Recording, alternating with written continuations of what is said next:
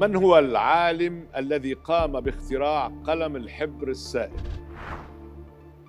فرديناند سكاري، جاكوب شيك، سامويل روان، لويس ووترمان. بشو عم تفكر؟ بين جاكوب شيك ولويس واترمان. اوكي، محتار. شو عم تفكر؟ جاكوب لويس. مين؟ بين جاكوب وبين لويس. بين جاكوب بين لويس. ايه الخيار الثاني والرابع. فكرتك بدك تجاوبني جاكوب لويس. منو هذا؟ لا، بدك تركز تعطي ايجابي، لانه اذا خطا بتاخذ صحيح 10 ملايين بس بتطلع من المسابقه.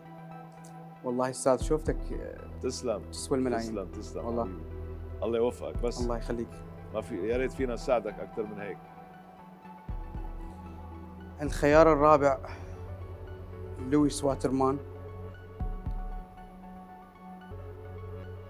نهائي؟ جواب نهائي. نهائي. قلت لويس ووترمان. تعرف في نوع اقلام ووترمان، ماركة ووترمان يعني بتشوفها بالسوق، بس هل هذا الخط؟ يعني انه لانه لويس ووترمان؟ الخط، قلم الخط. اي قلم خط، يعني في حبر سائل وفي حبر جامد كمان. قلتها على الالهام ولا ربطتها بشيء؟ والله استاذ يعني كاري وصامويل استبعدتهم، اي فظل الشك بين جاكوب ولويس. لويس ووترمان هو الإجابة الصحيحة. صح، جواب صح، برافو عليك.